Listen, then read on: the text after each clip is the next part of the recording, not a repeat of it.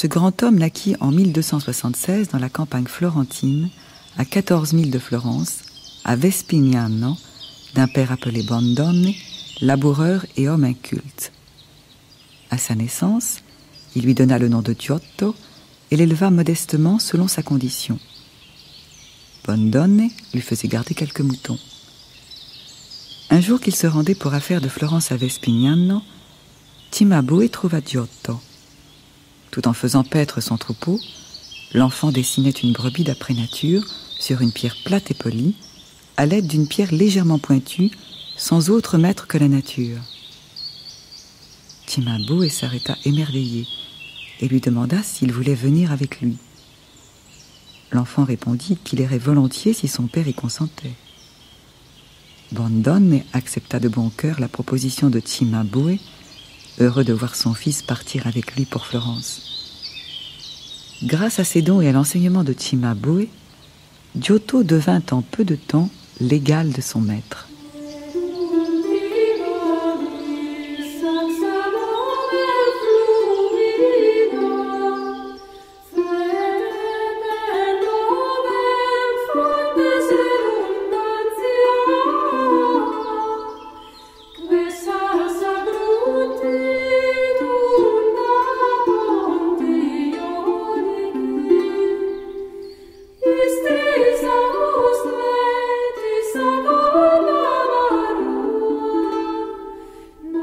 Ainsi apparaît Giotto au XVIe siècle, sous la plume de Vasari.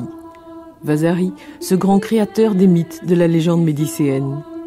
Cette légende qui consistait à rassembler autour de l'histoire de la Toscane tous les grands artistes qui en firent le renom. Giotto dessine les chèvres de son troupeau et Cimabue l'amène à Florence. Ainsi commença peut-être la carrière de celui que l'on considère tout d'abord comme le premier artiste national. Après son apprentissage, il est appelé en effet dans toute l'Italie, à Assise, à Rimini, à Rome, à Naples, à Padoue, avant de revenir à Florence. Pour autant, cette multiplicité ne suffit pas à créer une gloire qui traverse les siècles jusqu'à nos jours. Si Giotto est salué par Dante, son contemporain, si Léonard de Vinci, qui n'admirait pas grand monde, salue celui qui fait de la peinture le miroir du monde, si Laurent de Médicis lui fait élever un cénotaphe, et si l'ensemble de la Renaissance l'admire comme unique, c'est que Giotto dessine dans l'histoire de la peinture un avant et un après. Giotto peint ses personnages avec une humanité si grande qu'on n'avait jamais rien vu de tel avant lui. Il est aussi un grand maître de la couleur, mais surtout, il réinvente la représentation de l'espace. Ainsi, il suscite la plus grande révolution picturale. Au tournant du XIIIe siècle, il crée le miracle que l'histoire italienne réclamait. Valerio Adami. Giotto était le premier peintre moderne. L'époque moderne de l'art est née avec Giotto. La légende dit que Giotto, enfant, étant berger, avait fait un cercle parfait. Eh bien, le dessin est ça. Le dessin est un point qu'on bouge et devient une ligne. Et cette ligne peut devenir un cercle quand on revient à son point de départ. Mais où est le dessin inventé par Giotto?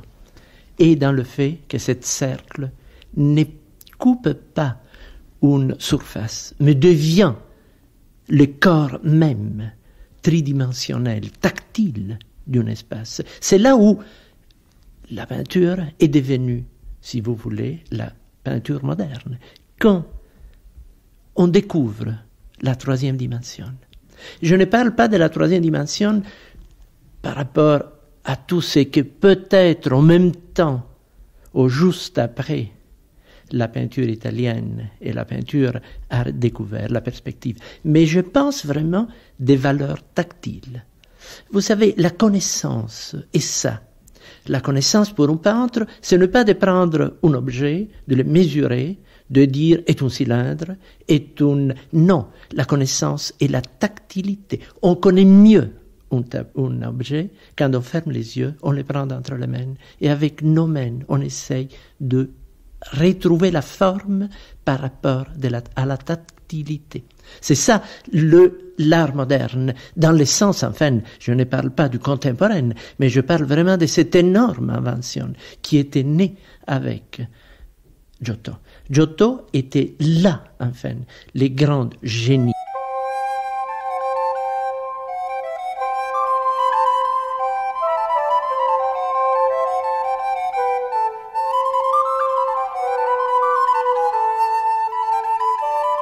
Il partit pour Assise, en Ombrie, où il avait été mandé par Fra Giovanni di Muro della Marca, général des franciscains. Sur les murs latéraux de l'église supérieure, sous la galerie qui longe les fenêtres, il peignit à fresque 32 scènes de la vie de saint François, 16 de chaque côté, d'une telle perfection qu'il acquit une grande célébrité. Les gestes et les attitudes de chaque personnage et la composition des scènes sont d'une égale variété. On ne saurait trop admirer la diversité des costumes d'époque et l'observation et l'imitation merveilleuse des choses de la nature. Une scène est particulièrement belle. Un homme, assoiffé, s'agenouille à terre pour boire à une source, avec un si grand et merveilleux élan que l'on croirait presque une personne vivante qui se désaltère.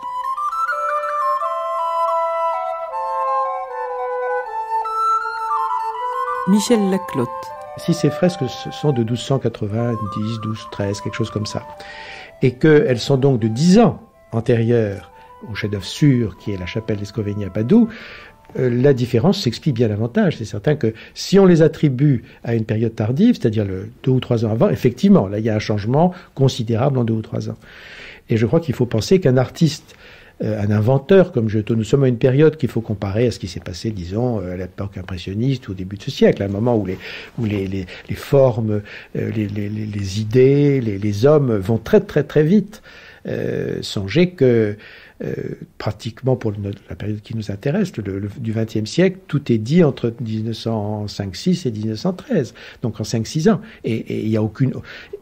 Et si on compare un tableau de Picasso de 1905, d'un période, disons, rose, à, je ne dis même pas aux Demoiselles d'Avignon, qui sont de 2 ans après seulement, mais au tableau du cubisme analytique, on voit une énorme ouverture, et c'est vrai de Braque, c'est vrai des autres.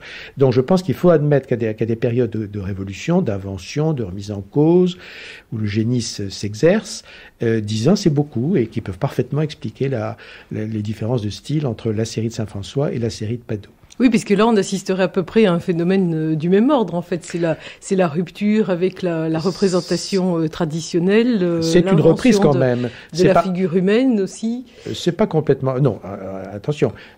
Déjà, au milieu du XIIIe siècle, il y avait une représentation par des gens compétents, Guido de Sienne à Sienne, Copo di Marcovaldo à Florence, qui avaient déjà transcrit le langage byzantin en langage italien.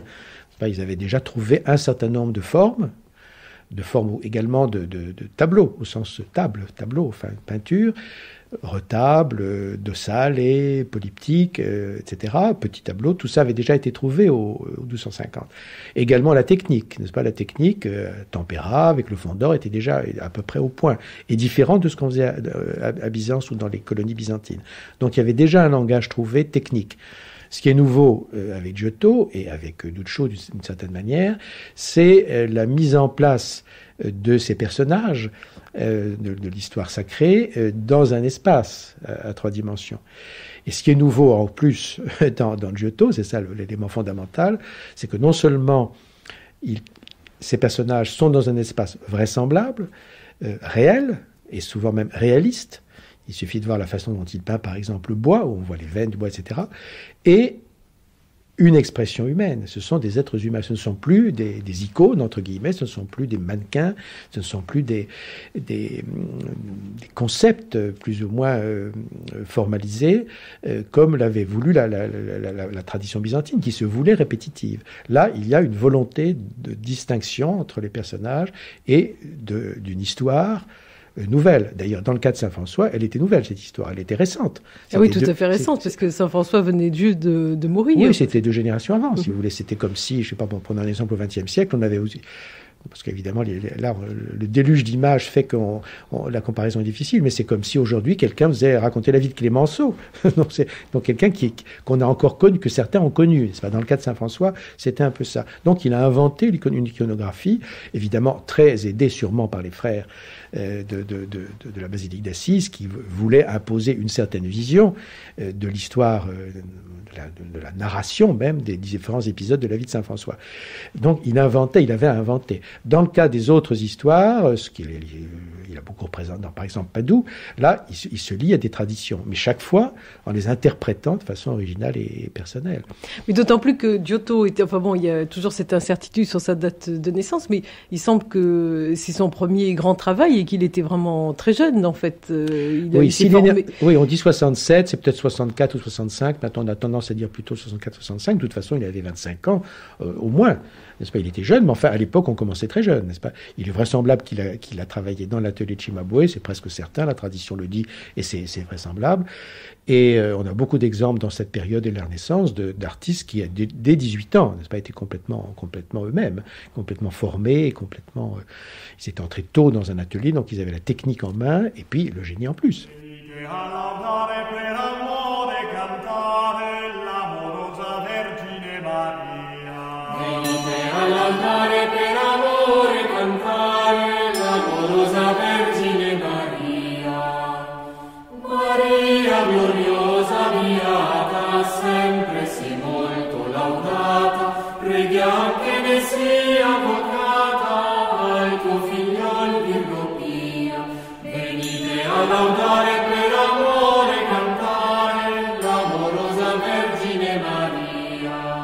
Il est allé à Rome, il est allé à Rimini où reste un chef-d'œuvre de lui et où là surtout, ce qui est important, à Rimini, il reste un magnifique crucifix également.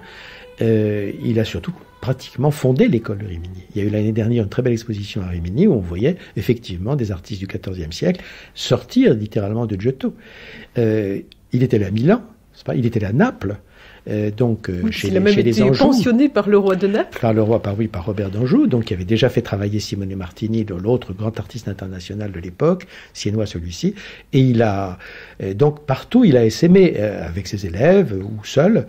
On dit même qu'il a été à Avignon, et après tout, ça n'est pas totalement exclu. Oui, alors vous, Michel Laclotte, non, il n'y a aucune preuve, il reste rien. En parler. Non, il reste rien, et il n'y a aucune trace à Avignon d'influence, si vous voulez. Même en grand carton non, alors là, il faudrait chevaucher les siècles.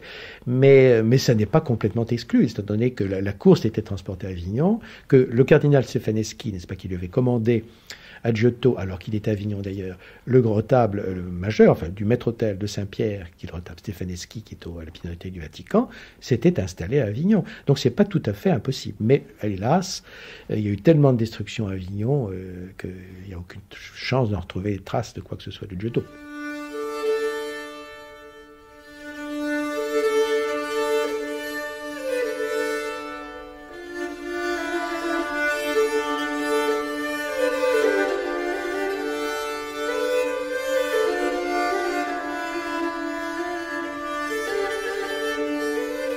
Le pape Benoît IX envoya de Trévise l'un de ses familiers en Toscane pour voir qui était ce Giotto et ce qu'étaient ses œuvres. Il avait l'idée de commander des peintures pour Saint-Pierre. L'envoyé du pape se rendit un matin dans l'atelier de Giotto. Il lui exposa les intentions du pape et la manière dont celui-ci pensait utiliser son talent.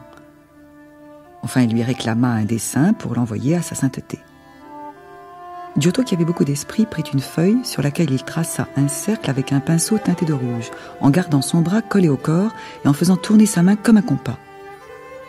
Le tracé de ce cercle était si parfait que c'était une merveille de le regarder.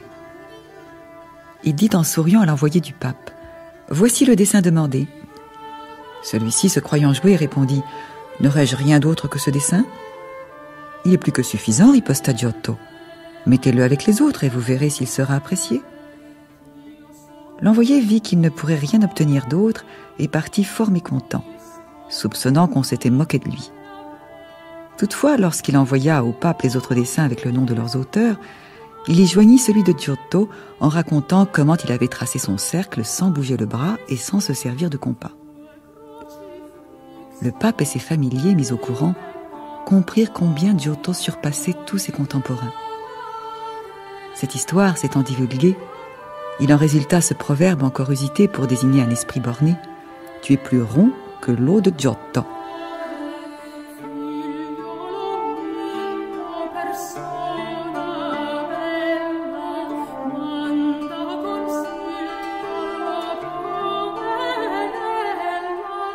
Toute une évolution formelle et allégorique, si vous voulez, et dans tous les parcours de l'art.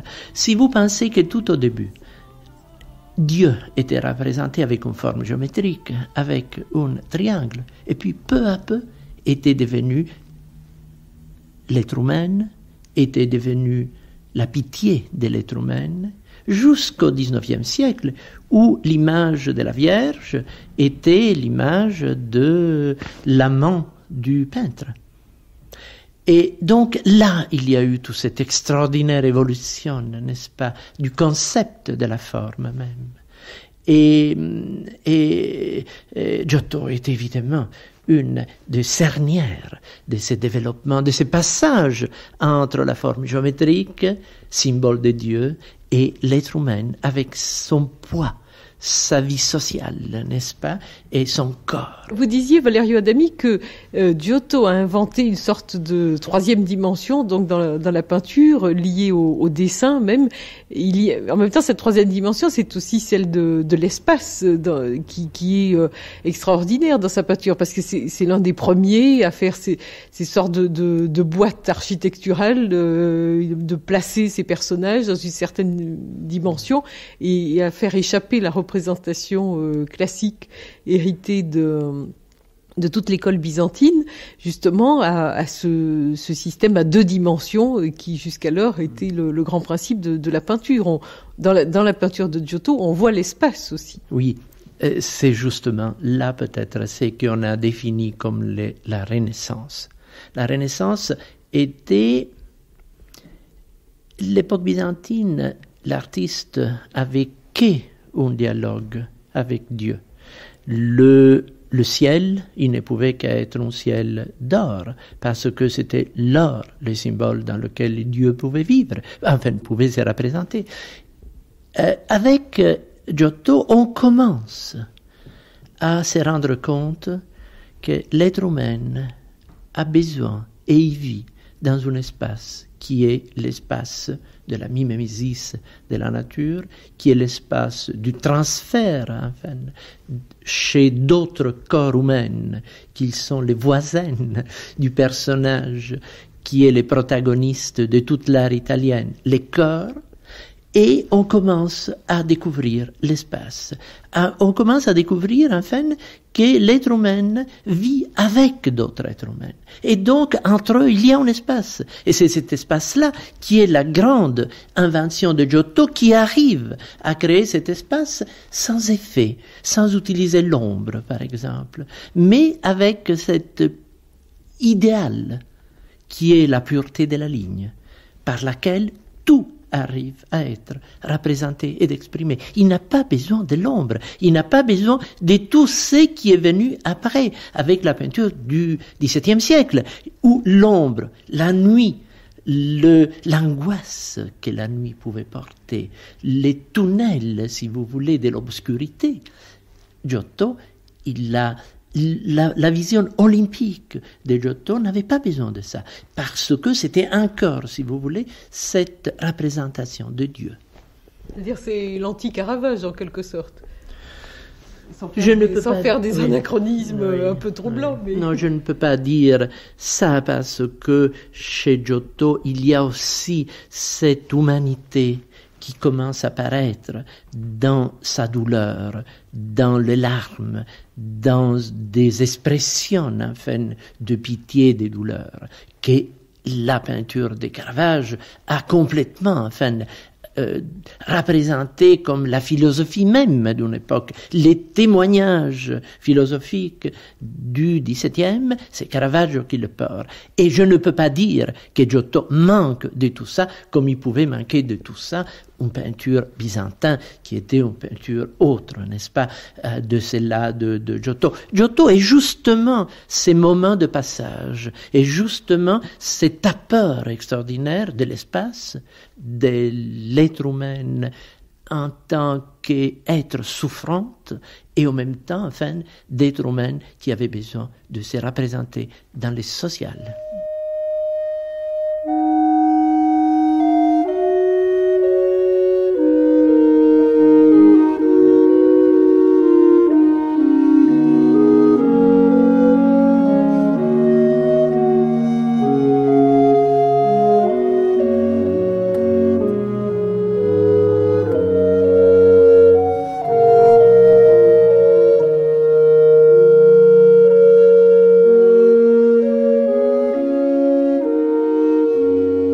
Ayant achevé les peintures de l'église supérieure, il peignit dans l'église inférieure le pourtour du chœur et les 4 compartiments de la voûte sous laquelle repose le corps de saint François.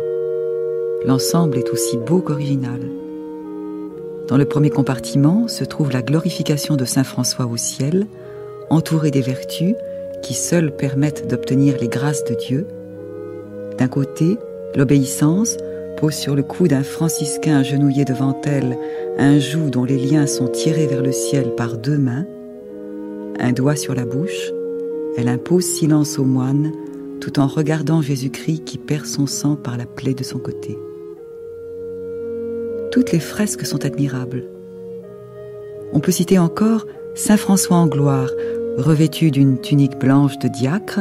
Il triomphe dans le ciel parmi une multitude d'anges qui forment un chœur autour de lui et portent un étendard brodé d'une croix et de 7 étoiles. Au-dessus d'eux, plane l'Esprit Saint.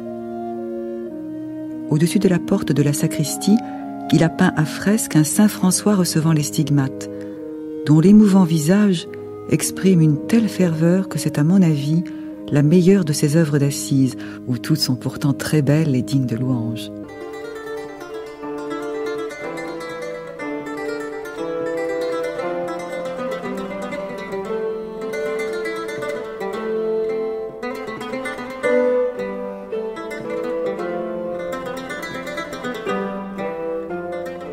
Ce qui frappe surtout dans cette suite de tableaux, c'est l'art de la composition, où l'on voit que tous les jours, Giotto faisait des progrès et où, malgré le siècle où il a vécu, le surpasser semble presque impossible. J'admire la hardiesse de ses accessoires. Il n'hésita point à transporter dans ses fresques les grands édifices que ses contemporains élevaient de toutes parts, et à leur conserver ces brillantes couleurs bleues, rouges, jaunes, ou d'une éclatante blancheur alors si fort à la mode. Il eut le sentiment de la couleur. Stendhal, Histoire de la peinture en Italie.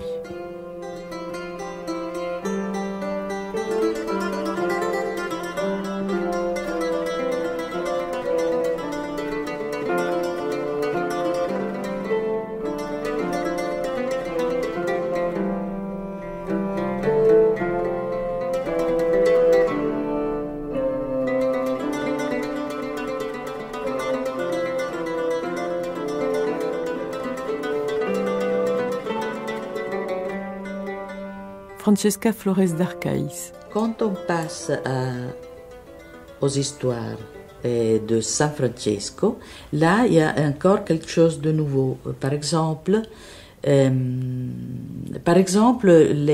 personnages ont acquis une individualité. Alors, ils ne sont plus San Francesco, un saint avec une position spéciale dans le contexte de la composition, mais c'est un homme comme les autres, seulement il y a l'auréole. L'auréole. Et puis il y a tout le monde autour de lui, ce sont des personnages qui vivaient à l'époque, évidemment, de Giotto. Peut-être quelquefois il y a une espèce de portrait.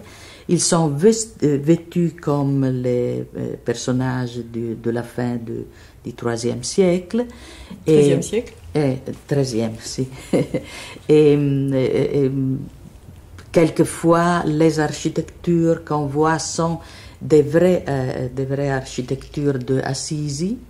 Et par exemple, dans la première scène, il y a les architectures de la place d'Assisi.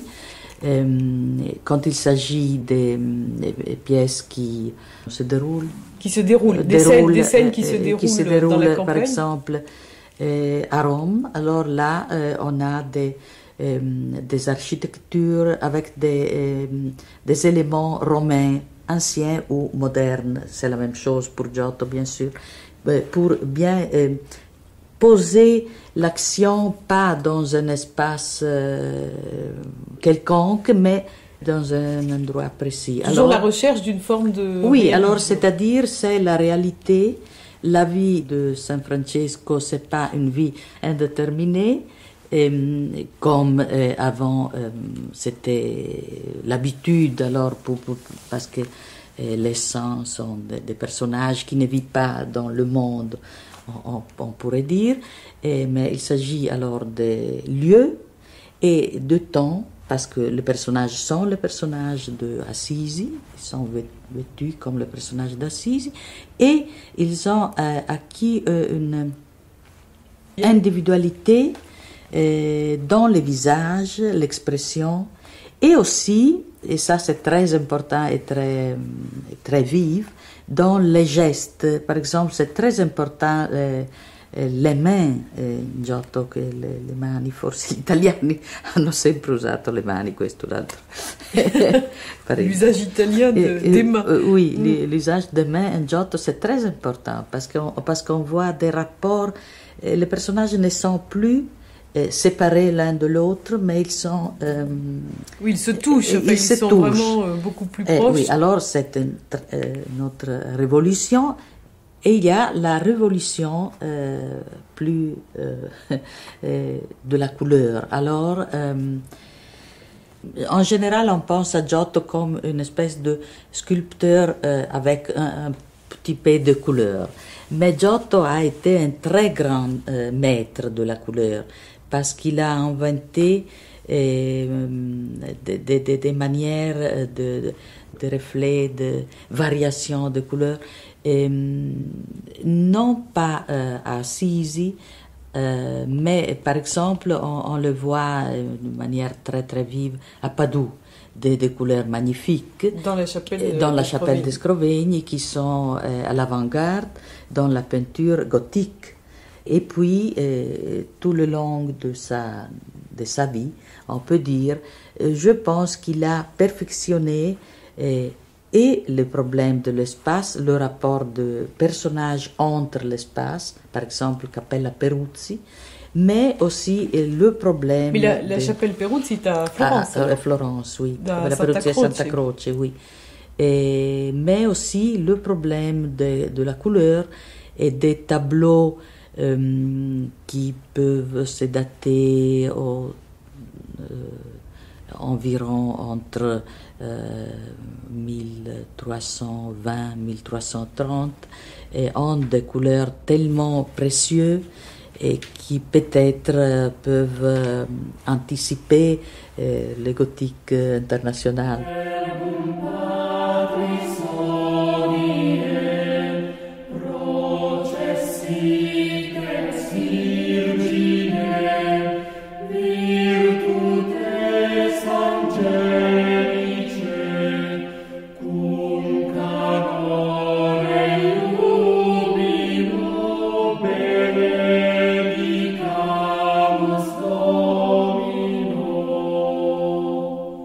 Lorsqu'on voit l'extraordinaire maîtrise de l'espace et de la perspective et de la mise en place des objets dans la troisième dimension à Assise, et qu'on voit à côté ce qu'a fait Cavallini, c'est dérisoire, n'est-ce pas, les différences? Oui, parce que précisément à propos de ce traitement de l'espace, il y a une sorte de représentation d'architecture symbolique aussi. Enfin, il recrée, on voit des scènes dans la ville ou dans la campagne plutôt, puisque Saint-François est plutôt dans les campagnes, où l'on voit justement toute une mise en scène particulière et un traitement particulier de l'espace. Oui, c'est aussi pour certaines villes, parce qu'il y a des séquences où on voit Oui, Mais c'est jamais vraiment symbolique, ce sont des vraies villes. Alors traitées à sa manière, à une échelle qui est celle de sa représentation, celle qu'il voulait. Mais quand on regarde de près, il y a des effets de marbre, des effets de marbrure, il y a des effets de bois aussi, et il y a surtout des effets extraordinaires de contre-plongée, de perspective, n'est-ce pas? Il y a cette scène étonnante où il y a où on voit un parapet, en fait une sorte je trouve pas le mot de grandes barres, si vous voulez, qui traversent l'église, sur lequel sont posées une croix, une icône, et 2 icônes. C'est fait vraiment avec un souci de mise en place dans l'espace, qui, mis à part les détails géométriques qu'on trouvera au XVe siècle, sont absolument de la mise en place de la Renaissance. Et avec visiblement un souci de montrer son savoir-faire aussi. C'est un artiste jeune encore qui, évidemment, tient à montrer son extraordinaire habileté technique à résoudre ces problèmes qu'il est le premier à résoudre dans la peinture moderne. Attention, elle existait. Ces effets de perspective, ces effets de trompe-l'œil, ces effets de 3e dimension existaient dans la peinture antique, mais avaient été abandonnés par Byzance et par la peinture romane au bénéfice d'un espace à 2 dimensions, superbe d'ailleurs. Il ne s'agit pas de mettre en cause la qualité, mais simplement l'esprit, et où c'était la ligne essentiellement, les rapports de couleurs et de forme qui définissaient la scène à raconter. Oui, parce qu'en fait, on retrouve effectivement des mises en scène que l'on voit par exemple dans les peintures pompéiennes, où il y a des effets aussi de perspective, d'architecture. Et même de trompe-l'œil. Et de trompe-l'œil également, qui sont... donc en fait... Giotto semble se remonter le cours de l'histoire d'une certaine manière. La retrouver, exactement comme un siècle après, on retrouvera la sculpture, comme Pisano également recherchera la sculpture antique. N'est-ce pas? Ça va être le grand modèle de la Renaissance, sera quand même la sculpture et ce qu'on connaissait de la peinture antique. Un autre argument dans le cas de Saint-François, c'est amusant de discuter de ces questions, de ces discussions entre érudits. Il y a quand même le tableau du Louvre, n'est-ce pas? Le tableau du Louvre qui reprend textuellement 4 même, des scènes de la vie de Saint-François d'Assise, est signé de Giotto. Il est indiscutablement de Giotto. Donc on ne peut pas imaginer qu'un artiste de l'importance internationale de Giotto, il est cité par tout le monde, par Dante, par Boccace, il avait un renom international, se serait amusé ou aurait osé copier, n'est-ce pas, des compositions originales si elles n'avaient pas été de lui. C'est une évidence. Il y a aussi un autre argument très fort, c'est qui est un chef-d'œuvre d'ailleurs, c'est cette grande croix qui est à Santa Maria Novella, qui est gigantesque, qui est à Florence, à Florence, qui est évidemment de l'auteur des fresques de Saint-François et qui est à Florence. Qu'est-ce qu'un Romain aurait fait là? Non, vraiment, là, je crois que le faisceau, évidemment, je parle avec une certaine passion parce qu'il faut défendre son point de vue, mais moi, je suis de ceux du clan, disons, qui reconnaissent à Giotto la série de Saint-François d'Assise.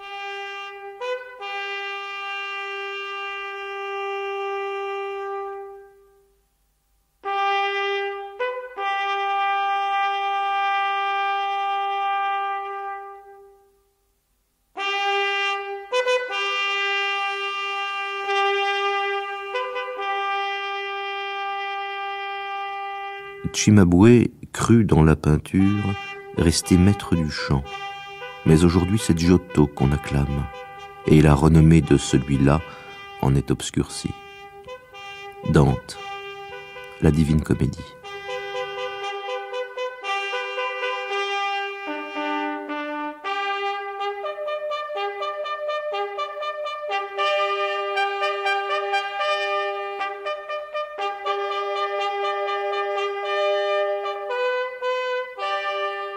Giotto, effectivement, a une position tout à fait intéressante. Daniel Arras. Depuis que Vasari, et avant Vasari, Dante lui-même, dès Dante, le contemporain de Giotto, avait cette idée que Giotto a dépassé Cimabue, qui avait ouvert la voie pour quitter la manière des Grecs, c'est-à-dire en fait la manière byzantine, telle qu'on concevait à l'époque. Comment est-ce qu'on peut aujourd'hui encore confirmer ou nuancer ce point de vue?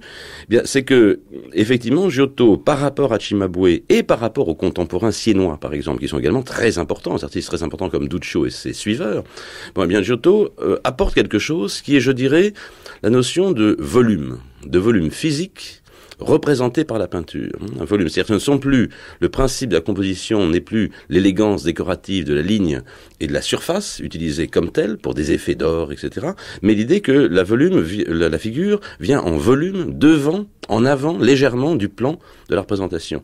Et là, Giotto amorce un mouvement, effectivement, qui sera considérable, qui va tendre à faire que la figure de l'histoire peinte se détache du lieu auquel elle appartient et donne l'impression qu'elle peut se mouvoir à travers ce lieu.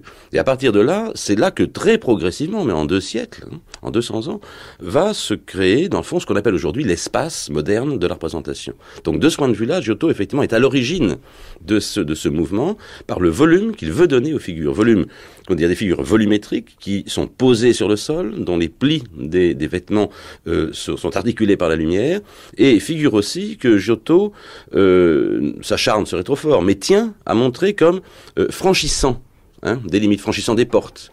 Si vous prenez par exemple la fresque Saint François chassant les démons d'Arezzo, eh bien il y a la maquette de la ville d'Arezzo avec les démons qui s'enfuient. Saint François est à l'extérieur de la ville. Il est disproportionné bien sûr par rapport à la ville, et on reprochera ensuite à Giotto au XVe siècle ou au XVIe de ne pas savoir adapter les figures à l'architecture. Mais si on regarde bien, on voit qu'à travers la porte miniature de la ville, eh bien 2 petites figures sont en train de sortir, non pas des diables cette fois-ci, mais des hommes de la ville. Et cette volonté d'articuler la figure à son lieu est une des données fondamentales de l'art de Giotto. C'est-à-dire avant même la perspective en tant que telle, finalement, la mise en perspective qu'on attribue généralement aux peintres du Quattrocento en Italie.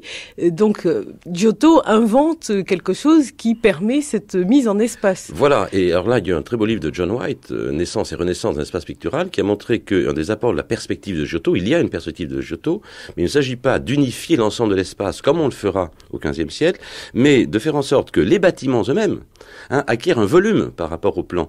Et alors pour ce faire, Giotto ne fait pas une perspective centrée, comme on le fera plutôt au XVe siècle, là, en fuite vers le centre de l'image, mais plutôt une perspective avec 2 points de fuite latéraux et les bâtiments venant en oblique vers le spectateur.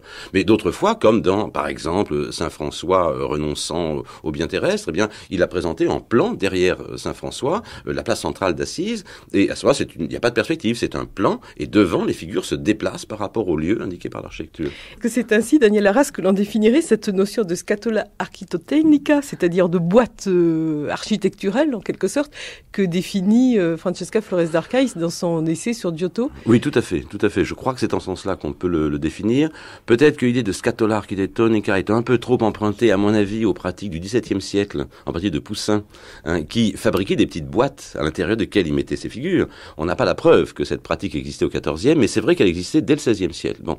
Donc, je pense que c'est ce que ça veut dire. Il faut simplement, je dirais, être très précis sur ce point. C'est que quand il y a boîte architectonique, scatola architectonica, eh bien, ça veut dire que il n'y a pas encore d'espace au sens où nous l'entendons aujourd'hui. Pour nous, aujourd'hui, l'espace, il est infini, etc. Je ne veux pas définir l'espace moderne, mais l'espace moderne se définit en fait à la fin du XVIe et au XVIIe siècle. C'est avec Descartes que l'espace moderne, pour la première fois, est défini. L'espace de la perspective, tel qu'il est même quand il y a un point de fuite où les lignes de fuite se rejoignent pour nous à l'infini, pas pour le XVe siècle. Pour le XVe siècle, elles se rejoignent au point du rayon de projection du regard.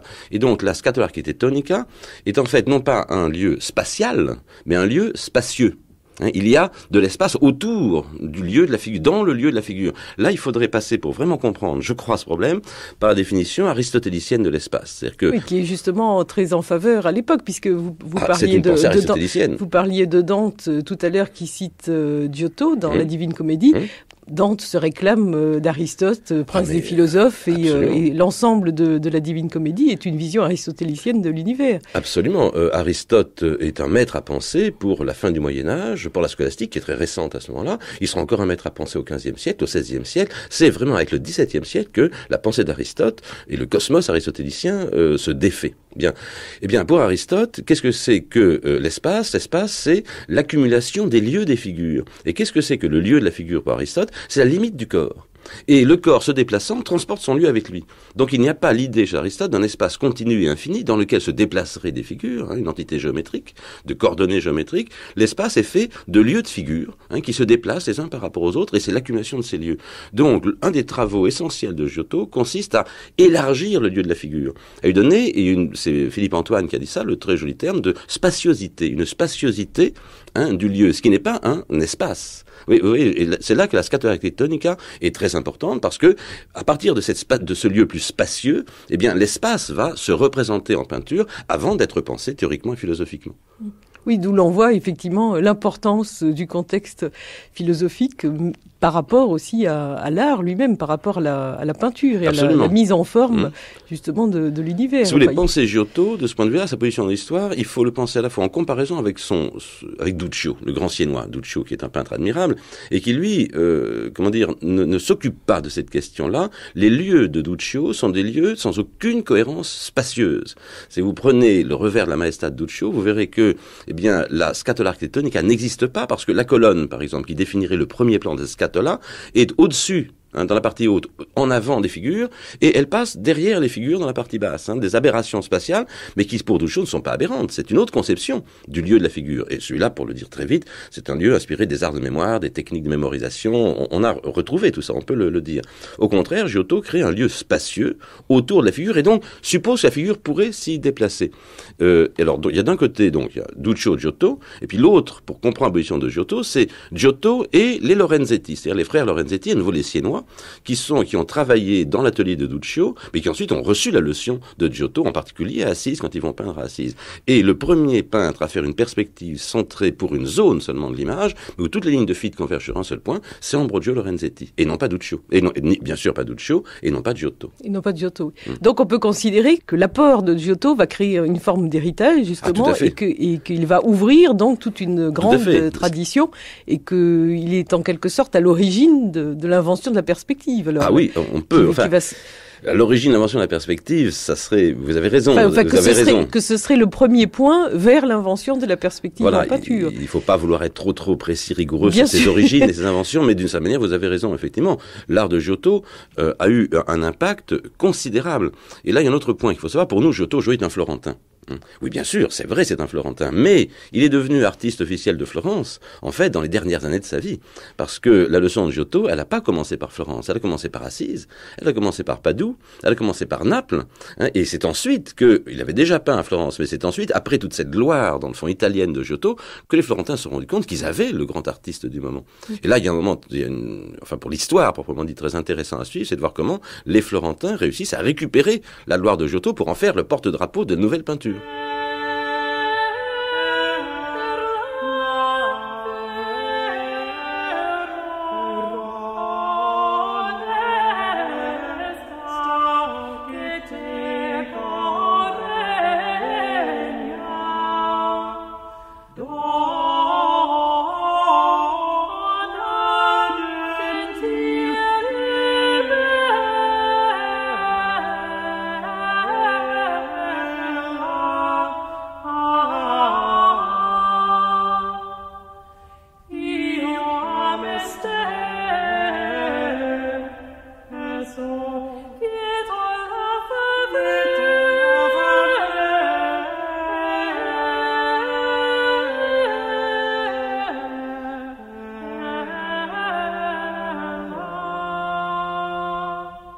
Certains auteurs refusent de lui attribuer l'ensemble d'Assise, et que d'autres attribuent à Duccio, maintenant, aussi un rôle capital dans, en effet, ce qui va devenir la peinture moderne. Cela dit, moi, je suis de ceux qui pensent que Giotto est l'auteur des fresques d'Assise, enfin d'une partie d'entre elles, et que Duccio n'a pas la poigne, si vous voulez, révolutionnaire qu'a eu Giotto, ni l'influence, n'est-ce pas? Parce que Giotto, il y a aussi ça. Giotto a eu une influence considérable dans toute l'Italie, et au-delà de l'Italie, qui explique également que cette révolution se soit propagée. Et c'est pas seulement l'invention de la figure humaine, en fait, de cette sorte de réalisme finalement des personnages, mais c'est aussi un certain traitement de la couleur qui va être justement l'une de ces grandes inventions.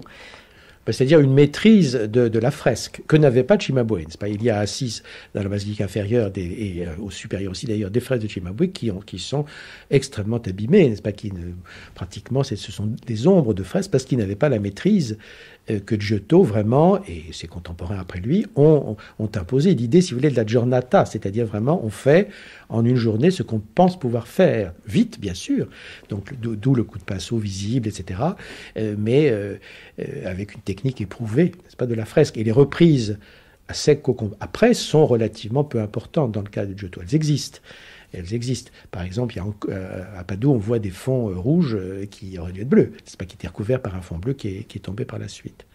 Et en plus, la basilique d'Assise a un rôle très important à jouer puisqu'elle est considérée quasiment comme basilique pontificale à l'époque, d'où l'importance donnée effectivement à ce cycle de fresques dès le départ, enfin dès la fin du XIIIe siècle. Oui, mais ça, c'est un argument utilisé par ceux qui prétendent que, effectivement, ça n'est pas Giotto.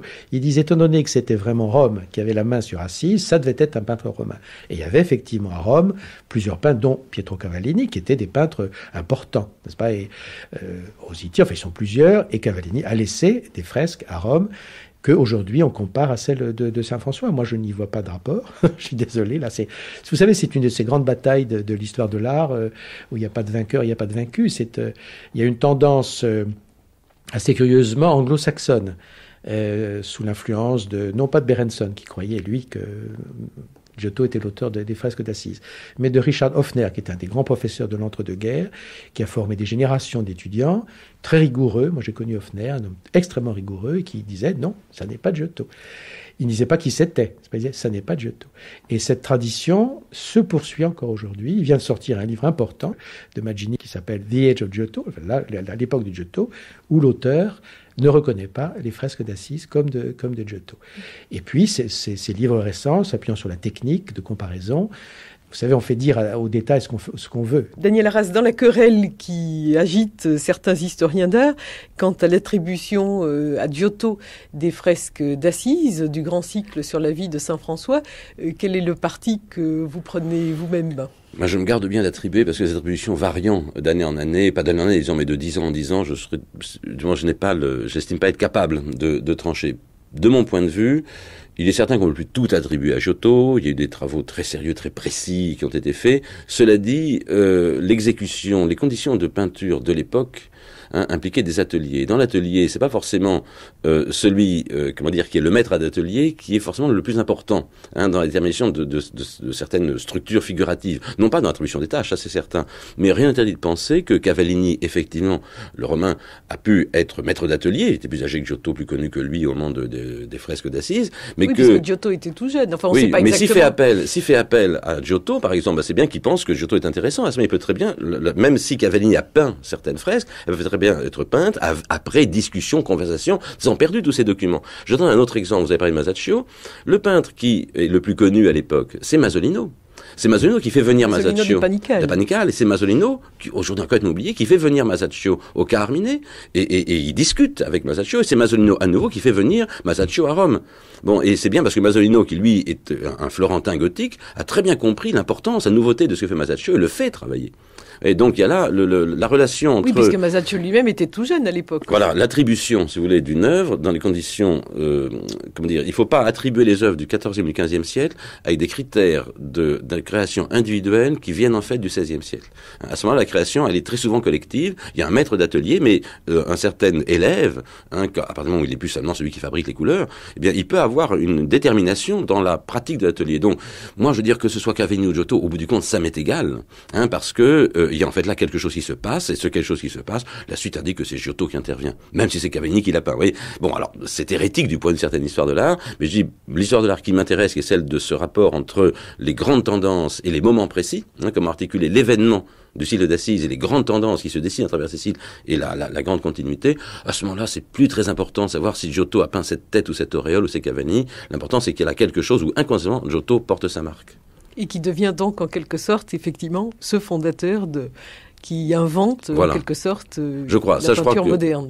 On peut et on doit dire que l'idée que Giotto est effectivement une des articulations fondamentales de l'histoire de la peinture, ça, je crois, on peut y souscrire entièrement, même 500 ans après.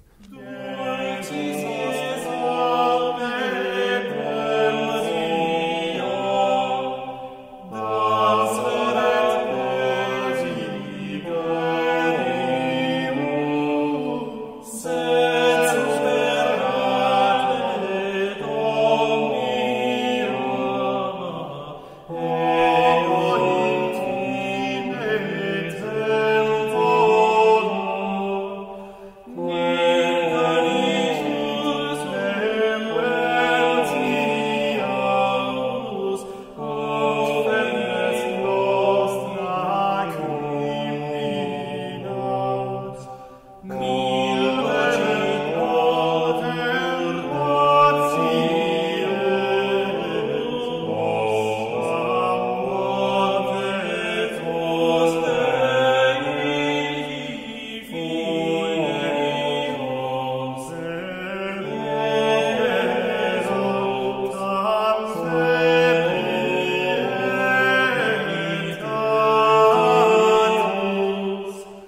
avec Giotto, il s'est développé tout autour de lui, enfin, un héritage qui est passé par Masaccio, qui est arrivé, enfin, sans Giotto, Masaccio, il ne pouvait pas exister. En même temps, je suis fidèle et j'adore tout ce qui était, si vous voulez, le pensée du Moyen-Âge. Je crois qu'aujourd'hui, il faut retrouver le Moyen-Âge. Il faut retrouver ce que peu à peu l'art a perdu. Les rapports avec Dieu, les rapports avec Dieu en tant que forme et âme, et forme de l'âme, comme la philosophie antique, il pouvait définir la forme, l'idée, l'âme et la forme. Plutôt non, je ne parlerai pas tellement de ça. Je dirais plutôt qu'on a besoin aujourd'hui de relire Meister Eckhart, de relire Saint-Augustin, de retrouver, enfin, la définition de la connaissance par Saint-Augustin. Et donc, pas la connaissance comme connaissance mondaine, mais connaissance comme rapport d'un transfert amoureux, enfin, avec les choses. Et je crois que vraiment c'est Giotto qui a commencé, si vous voulez, cet rapport entre la forme et l'âme. Oui. Mais je parlais d'Aristote parce qu'en fait, je pensais surtout à ce que Dante a pu écrire au sujet de Giotto dans la Divine Comédie, où il fait Dante qui se réclamait toujours d'Aristote, qu'il considère comme le prince des philosophes, et qui en même temps a une admiration profonde pour l'œuvre de Giotto. Oui, je pense que qui a vraiment retrouvé, si vous voulez, cette affinité, c'est Giotto. Beaucoup plus peut-être de Botticelli. Botticelli a dessiné les illustrations de la Divine Comédie, qui sont magnifiques, mais qu'en même temps, c'est déjà toute une autre chose de la Divine Comédie. C'est déjà un corps autre que le corps, enfin, de Dante. Et Giotto, oui, c'est là où peut-être, dans tout ce qu'ils sont, par exemple, si on prend le Giotto de Padoue, les allégories qui sont en bas de tout le cycle de fresques de Padoue à la chapelle de Scrovegni, là il y a cette sorte d'allégorie dantesque.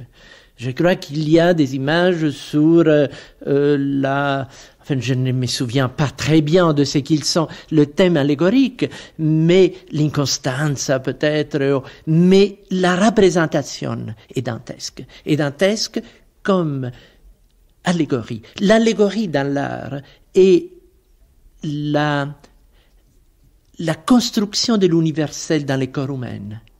La représentation de tout ce qui est métaphore de la forme. Et à Padoue, dans la chapelle des Scrovegni, Giotto a magiquement, enfin, inventé cette manière de représenter la métaphore, le transfert.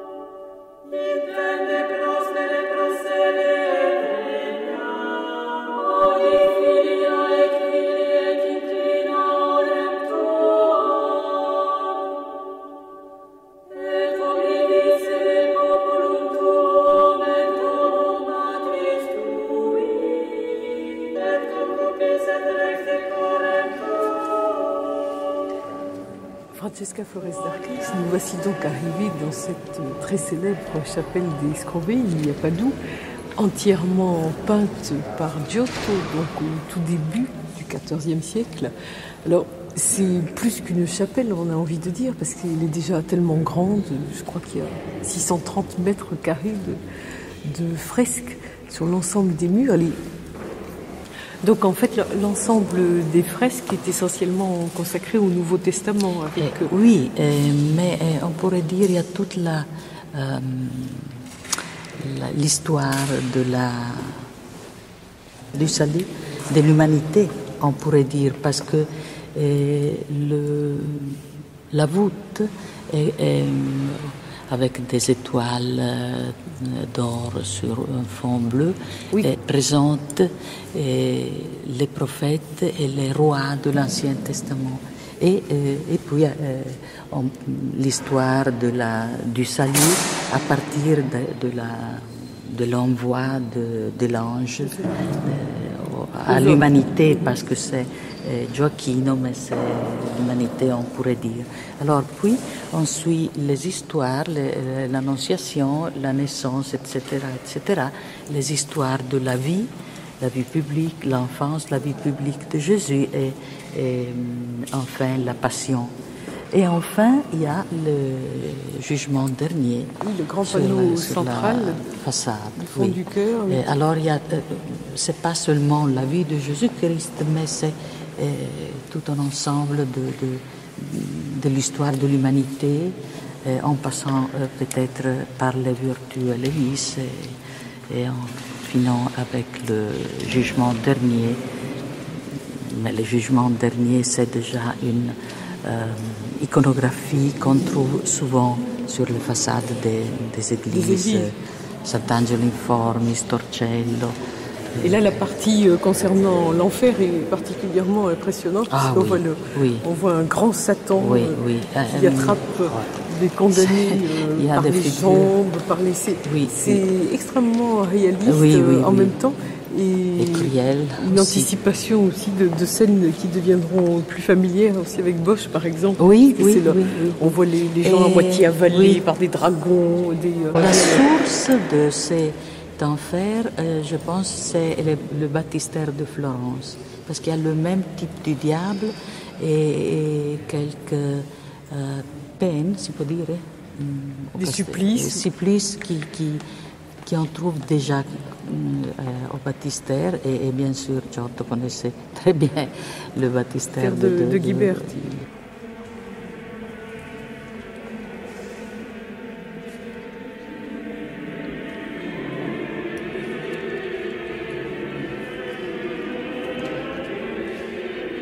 Nous faisions route avec les 10 démons. Ah, féroce compagnie, mais à l'église avec les saints et à la taverne avec les gloutons. Mes yeux se fixaient encore sur la poix pour voir tous les aspects de cette bolge et des gens qui brûlaient là-dedans. Comme les dauphins quand ils font signe aux mariniers en arquant leur échine pour qu'ils essaient de sauver leur bateau, ainsi alors pour alléger sa peine, quelques damnés montraient le dos puis disparaissaient en moins d'un éclair. Et comme sur le bord de l'eau d'un fossé, on voit les grenouilles, le museau à l'air mais cachant leurs pattes et le gros de leur corps, ainsi de tous côtés se tenaient les pêcheurs. Mais dès que s'approchait Barbariccia, il replongeait bien vite sous les bouillons. Je vis, et mon cœur en frémit encore, un qui attendait, tout comme il arrive qu'une grenouille reste et que l'autre plonge, et Grafiacan, qui était juste en face, lui accrocha les cheveux englués et le tira dehors. Je crus voir une loutre. Je savais déjà le nom de tous les diables, je les notais quand ils furent choisis, et je les écoutais quand ils parlaient entre eux. « Oh, Rubicante, enfonce-lui dont tes crochets dans la chair, écorche-le !» criaient ces maudits tous ensemble. Et moi, mon maître, si tu peux, essaie donc de savoir qui est ce malheureux qui est tombé aux mains de ses ennemis. Dante, la Divine Comédie.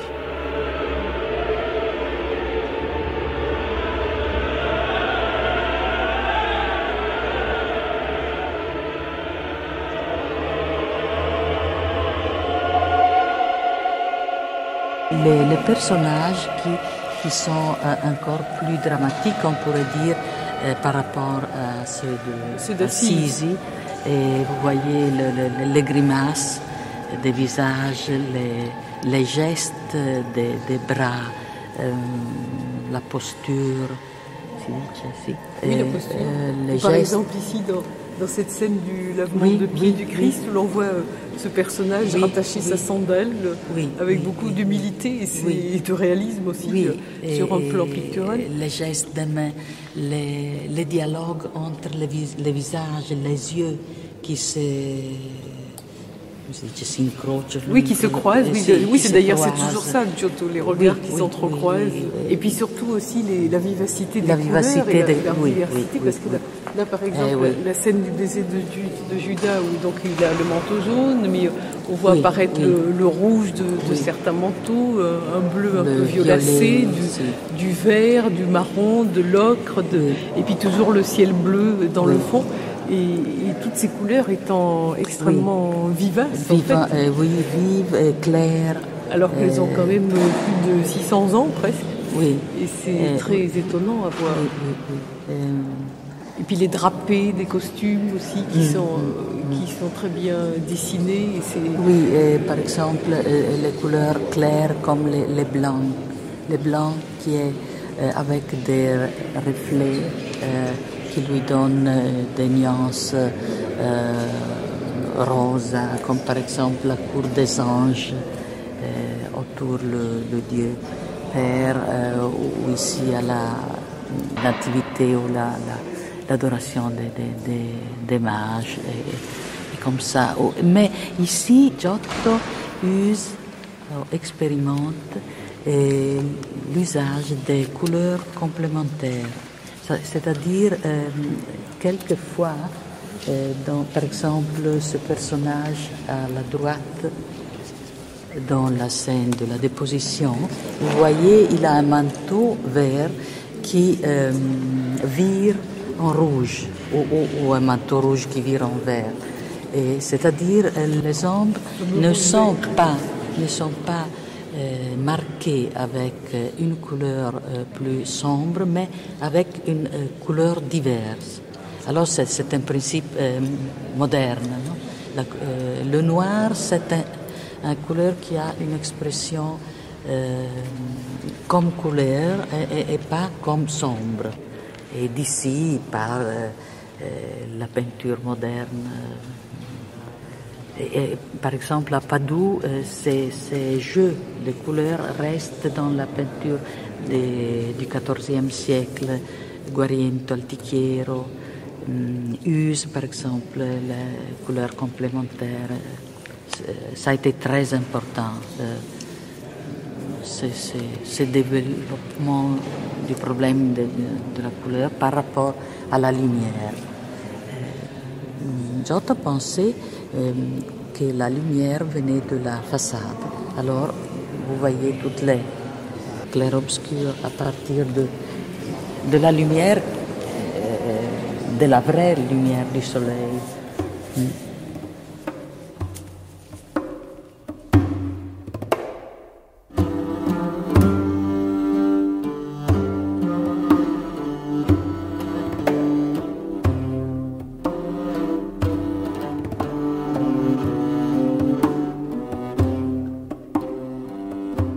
De Padoue, Giotto partit pour Vérone, où il exécuta quelques peintures dans le palais de Messire Cane, en particulier le portrait de ce seigneur.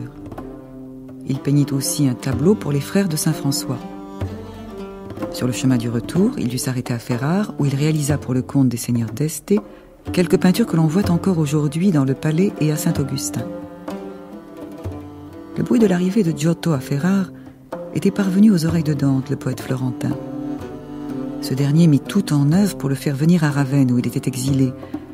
Et selon le désir des seigneurs de Polenta, il le chargea de décorer à fresque le pourtour de l'église Saint-François. Ce fut un travail remarquable. De Ravenne, il se rendit à Urbain, où il fit encore quelques peintures. Obligé de passer par Arezzo, il ne put déplaire à Piero Saccone, qu'il avait reçu avec beaucoup d'égards, et pour lui, il décora à fresque un pilier de la chapelle principale de l'évêché. Un Saint-Martin coupe son manteau en deux et en donne la moitié à un pauvre qui se tient presque nu devant lui. Il fit à la Détrempe, à l'abbaye de Santa Fiore, un grand crucifix de bois qui se trouve aujourd'hui au milieu de l'église. Giotto était rentré à Florence quand Robert, roi de Naples, écrivit à Charles, son fils aîné, roi de Calabre, qui se trouvait alors à Florence, de décider par n'importe quel moyen le peintre à venir à Naples. Il voulait que Sainte-Claire, église royale et monastère de femmes, dont la construction s'achevait, fût ornée par lui de nobles peintures. Giotto, flatté d'être recherché par un roi si connu et si apprécié, n'hésita pas à se rendre à son désir et peignit aussitôt dans quelques chapelles du monastère des scènes de l'Ancien et du Nouveau Testament.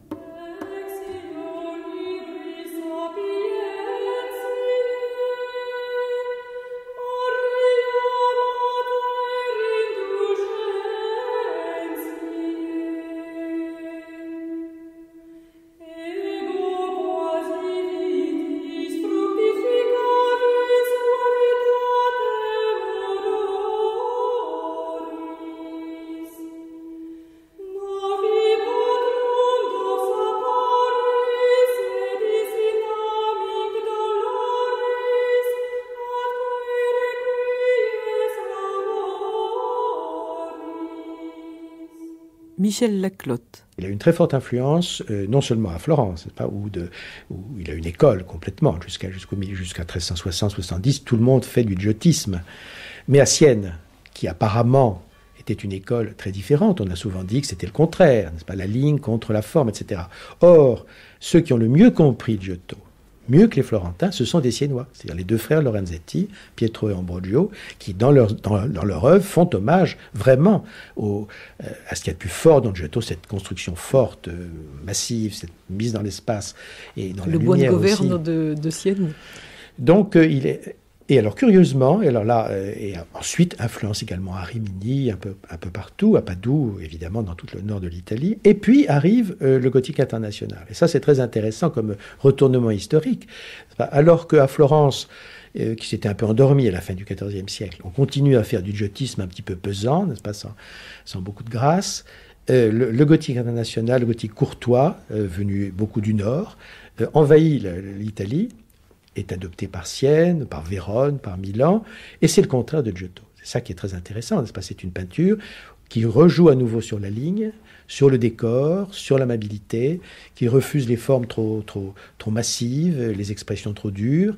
Donc une peinture souple, agréable, courtoise, c'est-à-dire beaucoup avec insistance sur la beauté des costumes, alors que Giotto, c'est toujours très rigoureux, les costumes de Giotto, n'est-ce pas ? Quand ils sont... toujours avec un grand dépouillement. Un grand dépouillement, une volonté de... Bon, ça ressemble à de la sculpture, plus qu'à de l'orfèvrerie, alors qu'au contraire, là, on retrouve l'orfèvrerie. Et pendant 2 ou 3 générations, ce gothique international qui domine toute l'Europe va effacer en quelque sorte le souvenir de Giotto. Et c'est la deuxième révolution, c'est-à-dire la deuxième Renaissance, celle de Masaccio, en 1420, qui va redonner sa place au Giotto. C'est très curieux comme retournement de situation. C'est pas Masaccio, Brunelleschi, Donatello, d'accord, ils regardent l'Antiquité, mais regardent à nouveau Giotto et comprennent la leçon de Giotto et en tirent les conclusions qui sera la perspective légitime, n'est-ce pas ? C'est-à-dire le système perspectif avec point focal unique qu'avait déjà pressenti Giotto.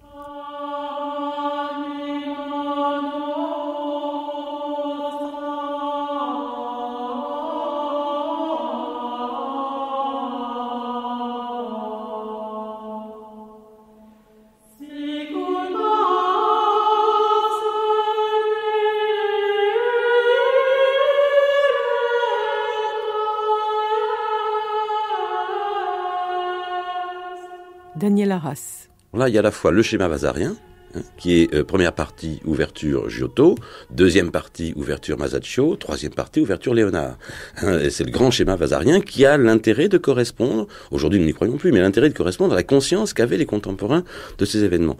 De manière plus théorique, on peut dire oui, effectivement, Masaccio c'est le grand retour à Giotto, une sorte de... Tout le monde il y avait un giottisme florentin extraordinaire, mais c'est vrai que Florence était devenue plus gothique internationale dans les années 1410-1420. En peinture en tout cas, la peinture était gothique internationale à Florence. Très intéressante. Oui, c'est-à-dire tout à fait l'inverse de Giotto, en fait. La ligne décorative, la surface, et bon, un art admirable. Le côté international est une des plus grandes productions. C'est le dernier grand style international de l'Europe avant le maniérisme, avant la Renaissance maniériste. Bon.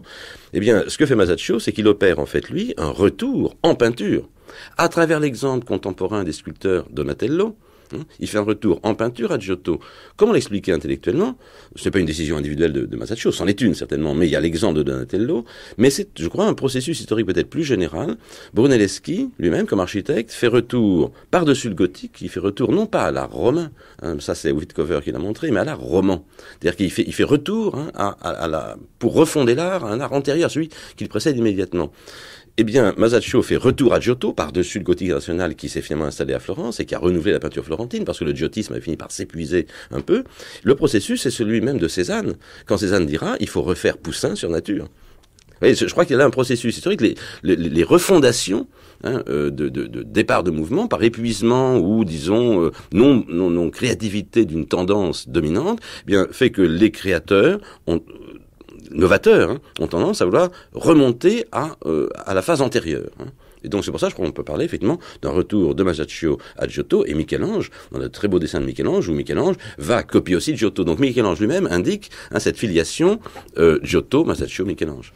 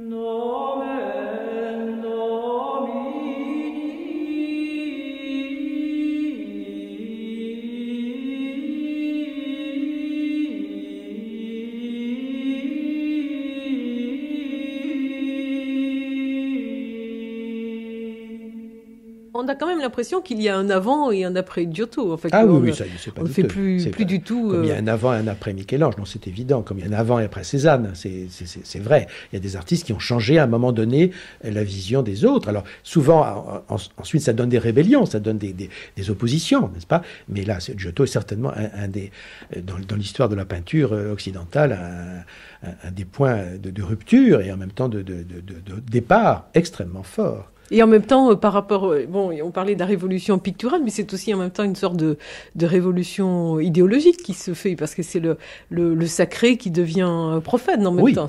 Et d'ailleurs, c'est pour ça que ça marchait si bien pas avec Saint-François, n'est-ce pas? Parce quand on regarde la série de Saint-François, c'est très terre à terre, n'est-ce pas? Il y a très peu de mysticisme dans cette série. C'est ce qu'ils voulaient, sûrement, les frères, certainement. C'est ce qui explique aussi le réalisme des détails, de la reconstitution de la réalité telle qu'ils la voyaient.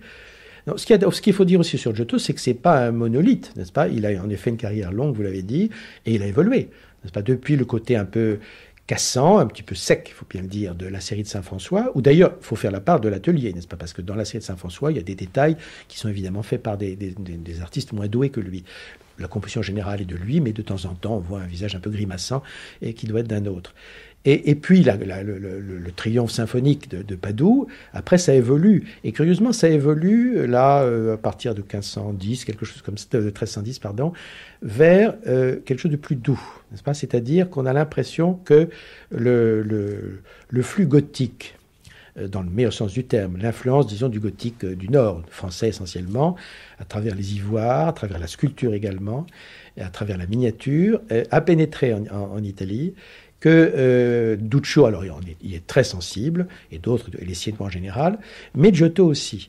Et quand on voit la série des fresques merveilleuses, les deux chapelles de Santa Croce, n'est-ce pas, la chapelle Peruzzi, la première, sans doute la première, et la chapelle Bardi, la seconde, on voit un souci d'aération, de souplesse, de couleurs plus légères, également moins contrastées. La série de Saint-François, Bardi est mieux conservé que l'autre. La chapelle Peruzzi est vraiment très fatiguée, très usée. Donc c'est un peu un souvenir plus qu'une réalité. En revanche, il y a des manques dans la série de Saint-François, mais ce qui reste est en bon état. Et on voit là un souci presque de monochromie avec des blancs, des bruns, des roses extrêmement raffinés. Ah oui, je me souviens d'un manteau de Saint-Pierre. Enfin bon, c'est un exemple parmi mille autres, mais c'est et ce bleu du ciel aussi qui est absolument étonnant. Enfin bon, ce n'est pas vraiment une nouveauté, mais enfin on a l'impression qu'il a une intensité particulière. Oui.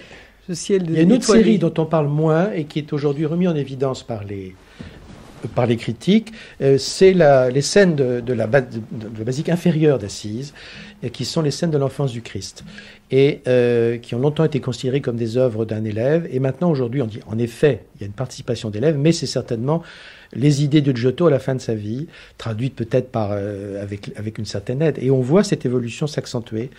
L'architecture, d'ailleurs, est plus légère.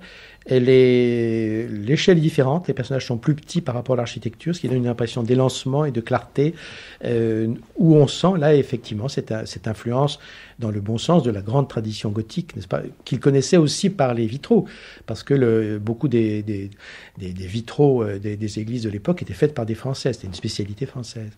Donc il y a là une espèce d'osmose, d'enrichissement qui montre un artiste qui évolue, n'est-ce pas, qui n'est pas comme un bloc qui évolue tout au long de sa carrière. Oui, non, bien sûr, ça c'est d'autant plus qu'effectivement c'est quand même un peintre en plus qui va avoir une grande notoriété de son vivant lui-même, qui va être vraiment reconnu comme étant un maître. Et aussi dans l'architecture, puisque le campanile, c'est lui qui l'a dessiné, n'est-ce pas? On n'est pas étonné quand on voit sa peinture. Le fameux campanile de Florence. Voilà, c'est lui. Le campanile de Giotto, c'est pas une légende, il l'a dessiné, et il a sans doute donné des dessins également à certains sculpteurs comme Andrea Pisano, n'est-ce pas? D'ailleurs, quand on voit sa peinture, on ne s'étonne pas qu'il ait fait de l'architecture, parce que c'est vraiment de l'architecture en peinture, n'est-ce pas? C'est vraiment une mise en place des personnages dans l'espace, avec des rythmes, d'ailleurs, qui sont très différents d'une scène à l'autre, n'est-ce pas? Quand on va, par exemple, quand on suit la vie du Christ à Padoue, on voit effectivement que de temps en temps, il garde la même architecture, si ça se passe dans le même lieu, ce qui est logique. C'est toujours très intelligent, n'est-ce pas, ce qu'il fait. C'est pas un instinctif, n'est-ce pas, il réfléchit beaucoup à l'histoire. C'est un intellectuel incontestablement. Il réfléchit à ce qu'il doit dire et il le dit à sa manière. Mais chaque fois, c'est jamais fortuit. Et c'est ça qui va changer avec le gothique international. C'est qu'il y a dans le gothique international un côté de fantaisie, comme ça, un petit lapin qui se rajoute, des petits chiens, des petites fleurs. Jamais chez Giotto. Giotto, c'est comme Poussin, c'est la même famille, c'est tout à fait, ou Cézanne. C'est vraiment, rien n'est gratuit, n'est-ce pas? Tout est réfléchi.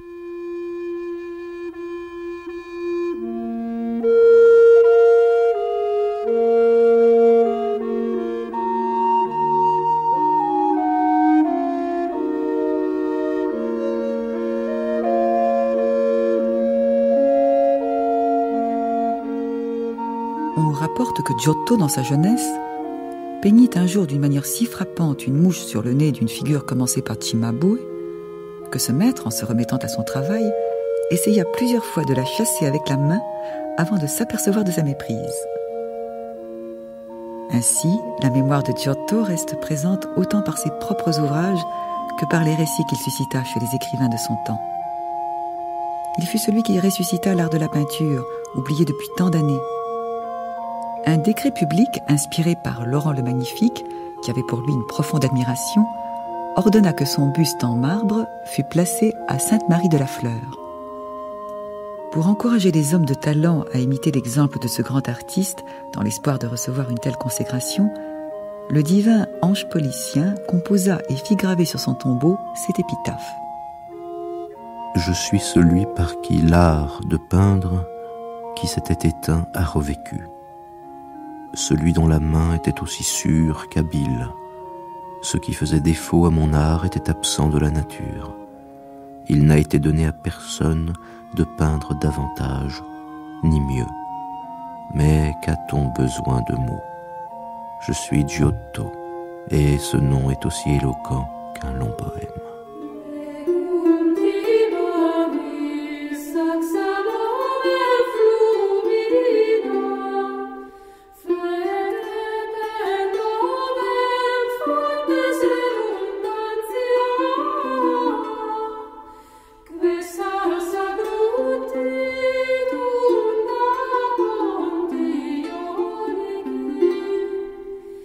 Is this a house, let this a